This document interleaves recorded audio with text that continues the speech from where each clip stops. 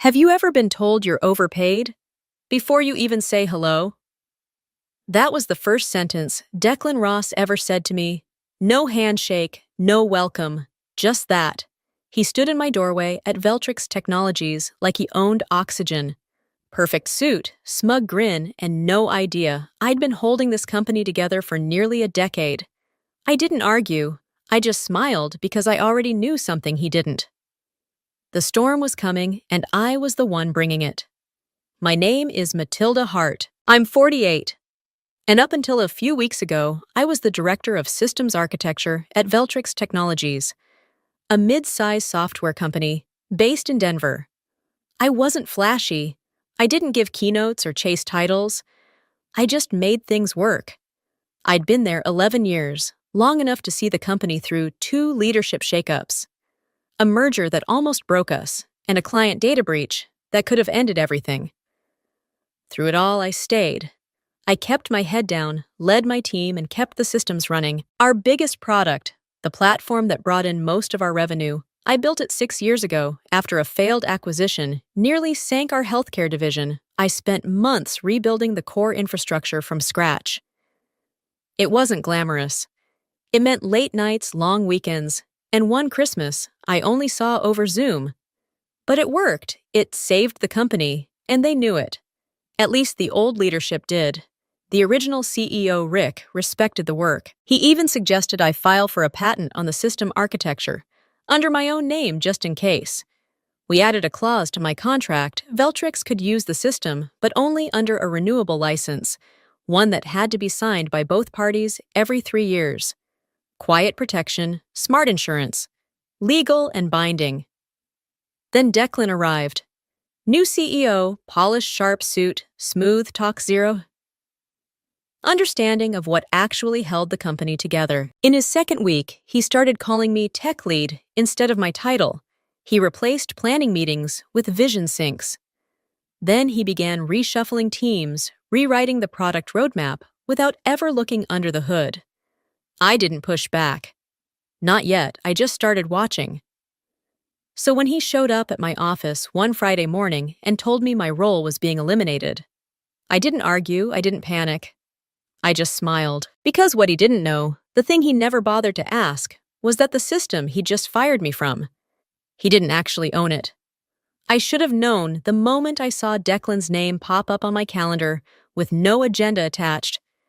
He called me into his office on a Thursday morning. The air was still thick with burnt coffee and recycled air. He didn't offer me a seat, didn't even look up from his phone.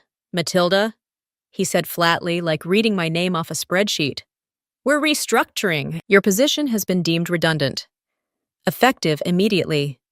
No explanation. No thank you. Just a cold clinical termination after years of building Veltrix's entire backend from scratch. I blinked once, twice, trying to register what I'd just heard. You're serious? I asked, more out of disbelief than anything else. He looked at me, then smirking like he was doing me a favor. You've had a good run, but we need speed. New energy. You understand? I didn't answer. Not right away. I just studied his face, so confident, so sure. It hit me. Then he hadn't read my contract. He had no idea what I owned. I smiled just a little. Understood, I said quietly. He nodded already, turning back to his screen, dismissing me like a task checked off a list. I packed up my things slowly, methodically. A few books, some notes. My daughter's drawing from last summer, taped to the inside of a drawer. Nobody said anything. Some looked away, some just looked relieved. It wasn't them. But as I walked out, heart pounding, I wasn't thinking about sadness or revenge. I was thinking about leverage. Because Declan had just fired the only person who held the keys to the company's operational infrastructure, and he didn't even know it. You see, 6 years ago, I rewrote Veltrix's entire architecture, patented it under my name with full licensing protections. At the time, the then CEO called it future-proofing a legal safeguard. We both signed off. Every update, every patch, every system integration since then had relied on that base. My base. Without that license, Veltrix didn't just lose a lead architect, they lost the right to operate the system at all. And Declan.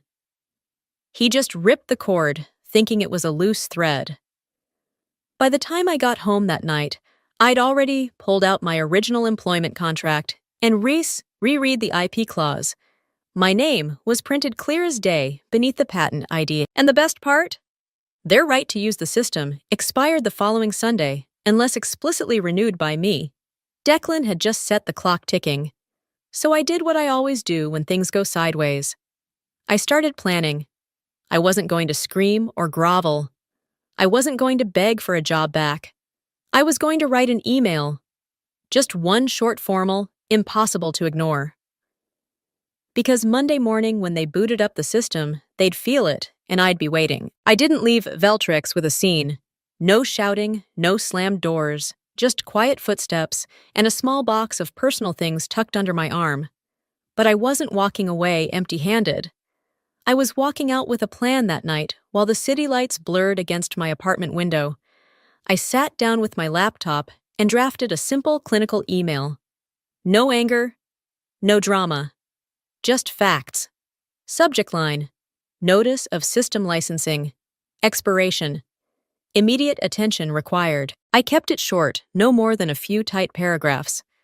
I reminded Veltrix's legal team, and by copy Declan, that per the original licensing agreement, their right to operate the core system infrastructure was set to expire at midnight on Sunday.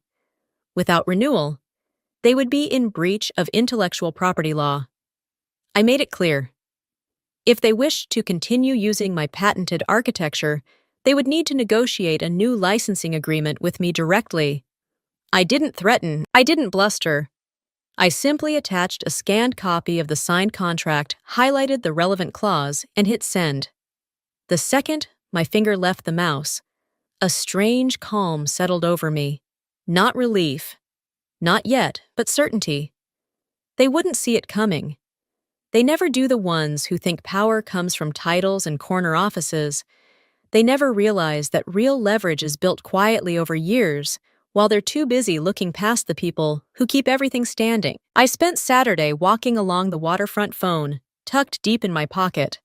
No calls, no distractions, just clear, cold air and the sound of waves slapping against the pier. By Sunday afternoon, still no reply. No panic from legal, no let's talk email from Declan Perfect. They hadn't even realized the bomb ticking under their feet. Meanwhile, I spent those last few quiet hours gathering my files, design schematics, version logs, process notes, all of it carefully dated and archived, not because I needed to prove anything, because I liked being thorough. At 11:59 p.m. Sunday night, I watched the clock tick over with a glass of wine in hand and a small smile on my face. The license was officially expired. Veltrix had no legal right to run the very system that handled their client portals, internal communications, payroll, processing, analytics, everything.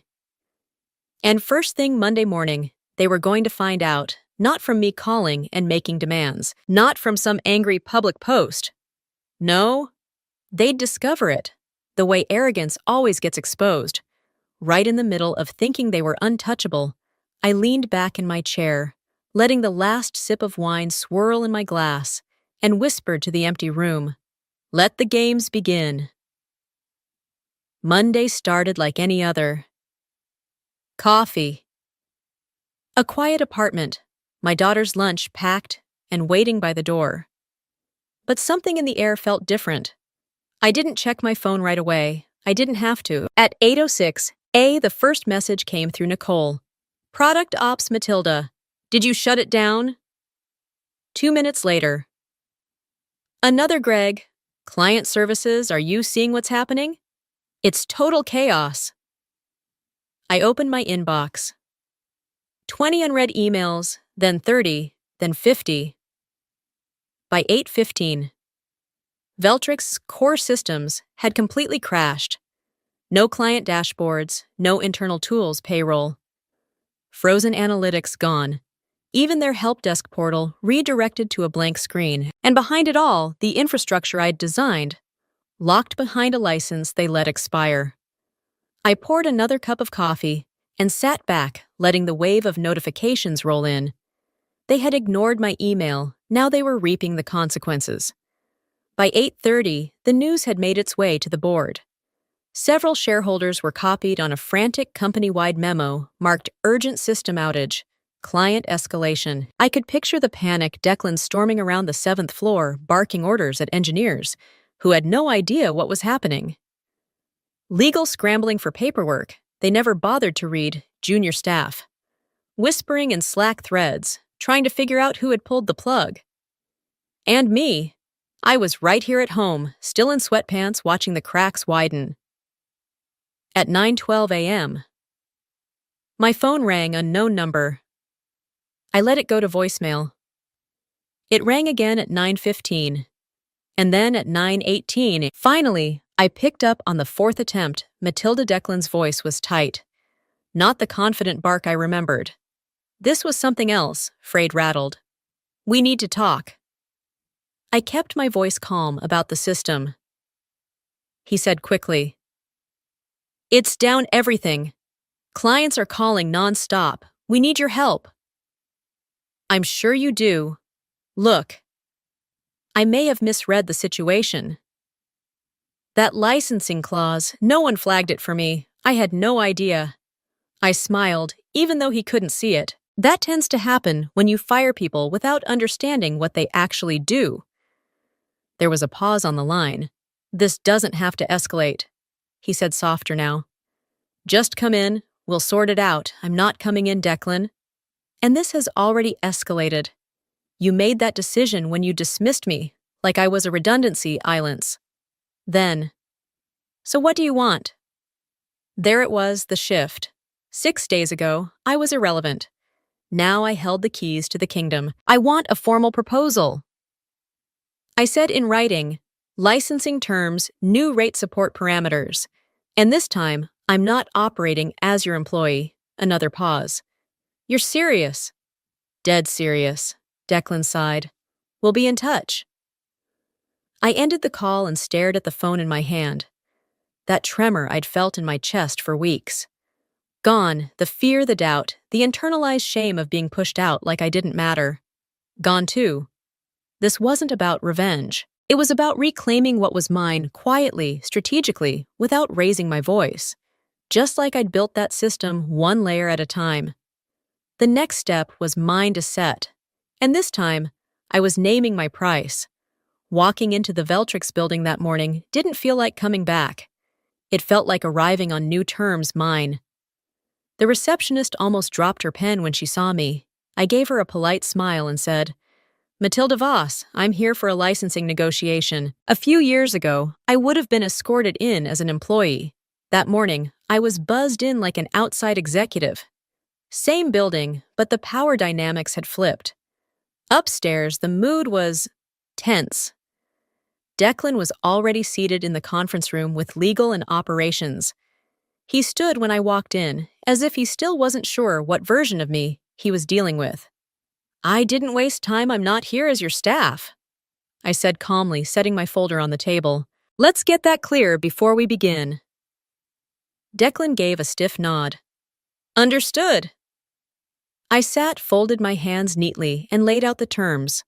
1 12-month licensing agreement for continued use of my system. Non-exclusive $1,002 million paid quarterly in advance. 2 public acknowledgement of the software's origin. My name, Matilda Voss, will appear in internal documentation, client-facing materials, and investor reports. No vague phrasing. Full attribution 3. I'll provide support only through an external contract. You'll deal with me or a team I assign. No internal handovers, no back doors. A long pause followed. The legal team started scribbling. Declan stayed still. The muscles in his jaw were tense, like he wanted to push back, but knew better. Finally, he said, That's a steep number. I looked him dead in the eye. No, it's a fair price for the engine running. 85% of your infrastructure. And let's be honest, you don't have time to rebuild from scratch. He didn't argue. Someone from legal cleared her throat. Regarding public credit, Might we phrase it as a collaborative contribution? No, I said, cutting in. I don't want softer language. I want clarity. You fired me, said I was redundant, and still built your entire company on my architecture. Now you'll put my name where it always should have been. Another silence. We'll take the terms to the board, said the general counsel, his tone far more respectful than last time. Do that, I said, rising to my feet. But don't take too long.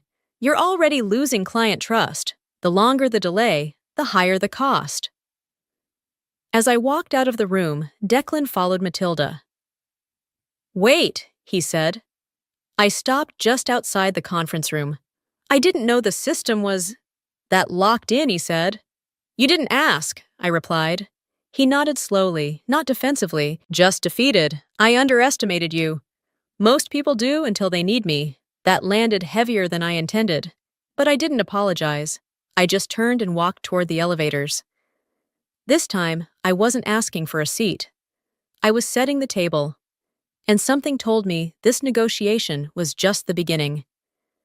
When the board summoned me for a private session, I knew the game had finally shifted. I didn't dress to impress that morning. No sharp blazer, no stiff posture, just a simple navy dress, a clean notebook, and the calm of someone who wasn't asking for anything anymore, only stating facts. The Veltrix boardroom was colder than I remembered. Maybe it was the polished glass table stretching endlessly across the room, or maybe it was the way everyone's eyes flicked toward me, with a mixture of curiosity and quiet regret. Declan sat 2 seats down, pale, but trying to look composed. He had every reason to sweat. The board chair, a silver-haired man with a reputation for cutting through corporate nonsense, opened the meeting briskly. Ms. Voss, thank you for joining us. We'd like your perspective before finalizing any decisions regarding the recent operational disruptions. I nodded. Of course. I stood walking slowly to the head of the table, letting the silence build, not uncomfortable, just heavy enough that when I started speaking, every word landed. Veltrix's success over the past 5 years was built on an architecture designed to be scalable, secure, and resilient, I know, because I built it. I let that hang. But success isn't just about code. It's about the people who design it, maintain it, innovate it. When leadership forgets that when they treat foundational systems and human capital like replaceable parts, they don't just risk downtime, they risk everything. Declan shifted, but I didn't look at him, not yet. I walked them through the licensing terms, the lapse in compliance, the lost client hours over the weekend. I showed them the email chains, the renewal reminders, the technical documentation. Everything piece by piece, like laying evidence on a courtroom floor. And then I paused. I turned toward Declan. Your CEO decided to terminate the very person holding the system's backbone without reviewing the infrastructure contracts, without consulting the legal team, without understanding what made this company stable in the first place. I turned back to the board. I don't say this to assign blame for sport. I say it because leadership malpractice isn't just reckless, it's dangerous. If Veltrix had been audited during this window, or if a client had filed a complaint, you'd be facing fines, lawsuits, maybe even public scandal. Their faces were stoic. Listening processing. I softened slightly. It's not enough to drive growth. You have to protect the engine that gets you there. Systems, people, integrity. All 3 matter equally. For the first time, I saw real understanding ripple across the room. Finally, the board chair leaned forward. If you were in leadership today, Ms. Voss, he asked, voice low but pointed, how would you rebuild trust internally and externally? I didn't hesitate. You start by naming things honestly. You acknowledge mistakes. You stop promoting ego over expertise. And you build safeguards that don't rely on any one person's title to catch them. Silence again. But this time, it felt like agreement. The chair nodded slowly. Thank you, Matilda. You've given us much to consider. I stepped back, gathering my notes. As I reached the door, I heard the board chair say to the others, Let's move forward with decisive action. Declan caught my eye one last time, but I offered nothing back. I wasn't his subordinate anymore. I was the mirror he couldn't escape. And as I left that boardroom, I could feel it. The tide had turned. The next move was theirs to make. And I already knew what was coming next. I didn't even make it home before the news started trickling out. My phone buzzed in this passenger seat as I drove, the screen lighting up with texts from old colleagues. LinkedIn pings, even a couple of emails from board members. Word was moving faster than I expected. Faster than even Declan could try to spin it. By the time I pulled into my driveway, the headlines were already taking shape inside the company intranet. Effective immediately. Declan Harris has been placed on administrative leave, pending further review. Administrative leave. We all knew what that meant. It was a polite corporate pause before the inevitable firing. A way to let someone exit quietly before they were publicly shoved. I stood in my kitchen, still holding my keys, staring at the news blurb on my phone. I didn't feel triumphant. I didn't feel vengeful. What I felt was something simpler, quieter. Closure. 2 days later, the board issued a broader statement, this time with my name printed clearly, unmistakably. We recognize Matilda Voss as the architect behind Veltrix's foundational platform. Her innovation and leadership have been critical to the company's success and stability. That single paragraph hit harder than any severance check or belated apology ever could. It wasn't about ego. It was about being seen finally, undeniably. About setting the record straight. Not just for me, but for everyone who had ever been pushed aside, because someone louder thought they could rewrite history. I agreed to a transition contract, 90 days of consulting, to help onboard a new systems lead, stabilize the technical mess, and oversee the licensing updates. But this time, it was on my terms. No 8 a.m. scramble meetings. No urgent Friday night fire drills. No pretending not to see the cracks in leadership. I charged a premium rate. I answered only to the board. And for the first time in years, I worked without having to armor myself against being underestimated. The first week back was strange. Walking into the Veltrix building again, I could feel the shift. People didn't look away anymore. They didn't give me that tight, uncomfortable smile reserved for someone they thought was on her way out. They nodded. They made space. They listened. Declan, meanwhile, disappeared completely. No goodbye emails, no hastily written farewell memo about pursuing new opportunities. Just silence the way all hollow empires crumble quietly. Then, all at once, I heard he tried to push back against the board's decision. Tried to argue that firing me was a strategic move for innovation. But the evidence was overwhelming. The licensing missteps. The server crashes, the client complaints. You can bluff a lot of things in business. You can't bluff a system outage that cost millions in 3 days. The transition work wasn't easy. Veltrix infrastructure had been patched hastily after my departure, duct-taped by people who didn't fully understand its architecture. I spent late nights untangling messy code, restoring lost integrations, and documenting every process clearly, so whoever took over after me would have a real shot at keeping it alive. But I didn't mind, because this time, every late night was a choice, not a sacrifice. During one of those nights around midnight, I found myself looking out the 14th floor window over the city skyline, lights blinking in the fog streets humming far below. And I realized I wasn't mourning anymore. I wasn't waiting for someone to hand me recognition or fairness. I had claimed it, built it, earned it. 90 days passed faster than I expected. On my last day as a consultant, the board sent a small thank you note. Simple, direct. No grandstanding. No empty promises. Just 2 lines that said more than all the corporate speeches combined. Thank you for restoring what was almost lost and for reminding us what leadership actually looks like. I left Veltrix that afternoon without a ceremony. No balloons. No awkward cake in the break room. Just a quiet walk through the glass doors.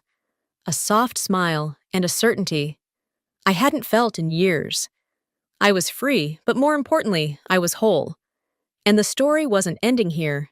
It was just beginning. Starting my own firm wasn't some dramatic exit plan I had tucked away in a drawer. It was something that took shape quietly in the aftermath of everything I'd endured. When Declan was suspended and later removed, and the board formally acknowledged my contribution, there was this brief window where everyone assumed I might step back into the fold. Return full-time, pick up where I left off, but I didn't want to. Because while I still love the work, the architecture, the challenge, the joy of watching something come alive from lines of code, I had outgrown the structure. I wanted to choose who I worked with. I wanted to create a space where competence wasn't overlooked, and no one would ever have to fight the same battles I did just to be seen. So I filed the paperwork, picked a name that felt like legacy and clarity combined, Foundry Insights, and set up a small office on the 11th floor of a quiet building overlooking the Puget Sound. No open floor plan, no ping-pong table, just clean lines, warm light, and a whiteboard that took up half a wall. At first, it was just me and my laptop, the way it had started years ago, but word traveled. 2 of my former teammates reached out within days asking if I had room for them. I did. And then came the resumes. Dozens of them, young engineers. Burnt-out developers, mid-level women who had stepped back after being passed over too many times. They all said the same thing in different ways. I just want to build again. I want to matter. And here's the part I didn't expect. I became someone they looked to, not just for code reviews or product roadmaps, but for what it meant to survive the system and still choose to stay in the game. We set ground rules early on, clear IP protections in every contract, transparent credit on every project, regular one-on-ones, not just about performance but about growth goals and mental health. I didn't want a team of people afraid to speak. I wanted a company full of people who knew their voice was part of the value. One day I walked into our tiny kitchen and overheard 2 junior devs talking. "Matilda actually listens," one whispered. "Like she gets it." I smiled, poured my coffee, and let them keep talking, because that was the point. We weren't building a tech empire. We were building something better, something that honored the invisible work, protected the quiet thinkers, and reminded everyone that systems don't run on vision statements. They run on people, and I was finally in a place where I could protect them the way I once wished someone had protected me. Legacy isn't always loud. Sometimes it's built in quiet hours behind the scenes through every system you held together, while others took the stage. I used to think recognition came from titles or applause, but now I know it comes from knowing your worth, even when they try to write you out of the story. To anyone who's ever been overlooked, underestimated, or quietly replaced, you're not alone and you're not invisible. The work you've done, the impact you've made, it matters. Maybe they didn't say your name out loud, but that doesn't mean you didn't shape everything. So here's the question. Have you ever been underestimated or erased for the work you quietly kept alive? Drop your story below, because what you've built matters, and your name deserves to stay in the credits. Let's make sure quiet strength is never mistaken for silence again.